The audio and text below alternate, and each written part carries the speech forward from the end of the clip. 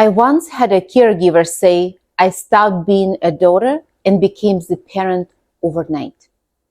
That moment changes everything. No one tells you that dementia does not just change your loved one. It quietly takes over your entire life, the way you knew it. And let me say the thing caregivers are afraid to admit. Dementia caregiving does not break people because they don't love enough. It breaks them because they're doing too much alone. My name is Slava Krinovich. I'm a nurse practitioner with over 20 years of experience and a daughter actively caring for an aging parent with cancer. On this channel, I translate complex medical and life systems into clear steps so adult children of aging parents, just like me, can prepare for crisis before it hits, communicate confidently with doctors and healthcare teams, organize finances and daily care, and support their parents without losing themselves. Today, we're going to be talking about lifestyle adaptation, what it actually looks like to live alone dementia, how to adjust your daily life without constant burnout, and how to care for them without disappearing yourself. One of the hardest parts of dementia isn't about memory loss, it's grieving someone who's still here. You stop sleeping through the night, you stop feeling like just a daughter or son. Instead, you become the organizer, protector, constant decision maker, and that shift can be deeply lonely. Your expectations have to shift too, and no one really prepares you for that. Lifestyle adaptation starts with this truth. You cannot live the same life you lived before dementia, and that's not a failure. Acceptance does not mean giving up. It means stopping the constant fight against reality, which drains more energy than the disease itself.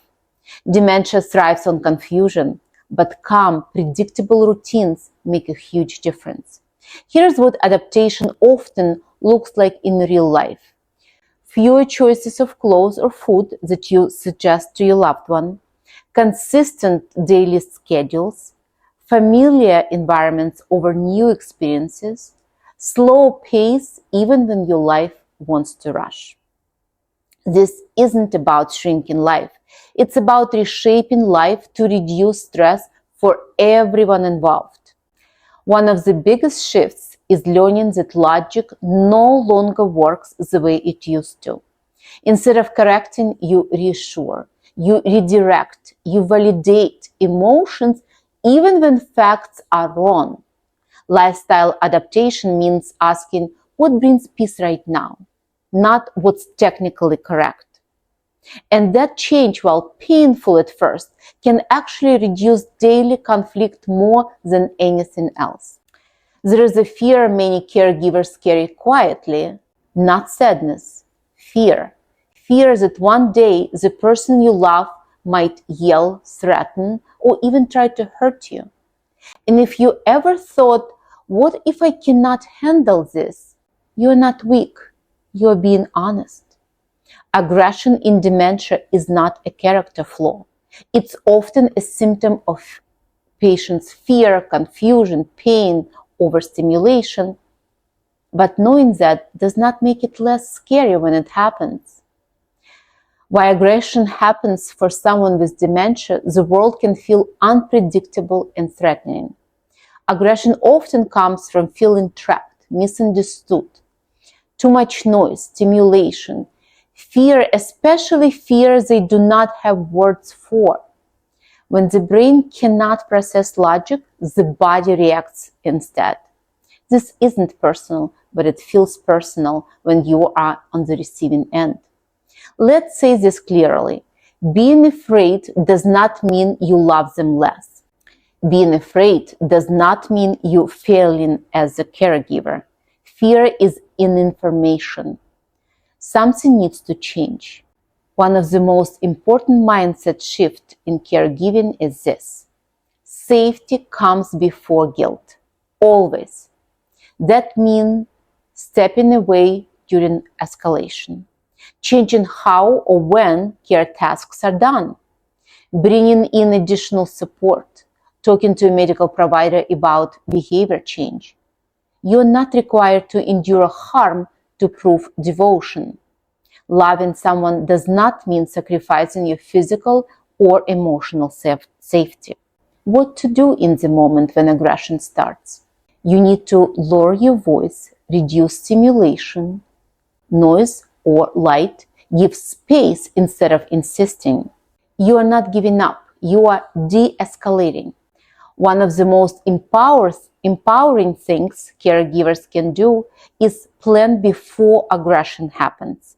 That includes knowing your exits, identifying triggers, having emergency contacts ready, and deciding ahead of time when somebody crosses the line. Having the plan means you're protecting everyone involved. If you are thinking, I cannot do this alone, listen carefully. That thought is not a failure. That thought is wisdom. These are moments when care needs exceed what one person can provide. Acknowledging that is act of love, not abandonment. You do not have to wait until something terrible happens to ask for help. If you're caring for someone with dementia and you are afraid of aggression, I want you to hear this. You are not overacting, and you are allowed to choose safety, including 911 call. Caring deeply does not mean enduring harm. It means responding with compassion for them and for yourself. There is a sentence many caregivers struggle to say out loud. I cannot do it all. Because somewhere along the way, caregiving becomes tied to worth, endurance becomes tied to love, and exhaustion becomes normal. But here's the truth that deserves more air. No single person can meet all the physical, emotional, medical, and safety needs of someone with dementia long term. Not because you're weak, but because dementia is much bigger than one human being. Many caregivers silently believe, if I just try harder, I can manage. If I get help, I have failed. If I step back, I'm abandoning them. But doing everything yourself does not make you a better caregiver. It usually just makes you a burned out one. Caregiving is not a test of stamina. It's a long-term reality that requires support systems, not superheroes. Guilt often shows up when you ask for help, you set boundaries, you admit you are overwhelmed. But guilt does not protect your loved one. It just keeps you trapped. Needing help is not a moral failure. It's a realistic response to a progressive disease. At some point, caregiving shifts from I can manage this to I need a team. And that team might include family or friends, home health aides, support groups, medical professionals, respite services, professional home care services. Here is a link to a video how to choose the right home health agency for you or your loved ones. There is another layer of caregiving that many people do not expect. At some point, you may realize that love and hands-on care aren't the only things your parent or spouse needs from you anymore. You may need to step into financial and legal responsibilities they once managed themselves. You'll need to formally transfer, accept the responsibility as the power of attorney, healthcare proxy, managing finances or bill pay, working with legal or financial professionals. These steps prevent crisis for later. Your support and guidance here could come from elder law attorneys, financial advisors familiar with dementia planning, social workers, and community caregiving organizations. Dementia caregiving is not intuitive, and it was never meant to be learned by trial and error alone. You're navigating something complex, emotional, and deeply human. Sometimes support looks like a person, sometimes it looks like a group, and sometimes it looks like a book.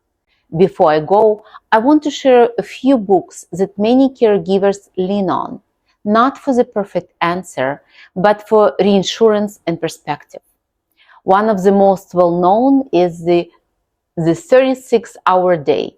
It's often called the Caregiving Bible because it addresses the daily challenges and emotional strain caregivers live with. Another is Dementia Beyond Drugs by Dr. Powers, which shifts the focus away from medication control and toward environment, relationships, and meaning. And finally, The Empowered Caregiver's Guide to Dementia by Sheila Kinlan, which speaks directly to the emotional toll caregiving takes and why mindfulness and self-care are not optional. Because you cannot pour from an empty cup. And since you'll likely struggle to find the time for yourself, just a gentle reminder, you can listen to these books while you are busy doing the tasks or driving in a car. And my closing thought for today. Recognizing your limits and asking for help means you are choosing to survive the journey. Thank you so much for watching. And if you feel comfortable, share your story in the comments. What has been the hardest part for you? What's helped? Even a little. Your experience might be exactly what someone else needs scrolling through the YouTube, and they need to hear that. And if you know someone who's caring for a loved one with dementia, please share this video with them. Sometimes just feeling seen can make it all the difference. If you found this video helpful, hit the like button, share it with a friend, and subscribe for more mindful health tips. And remember, joyful heart is the best medicine. Stay well. Till next time.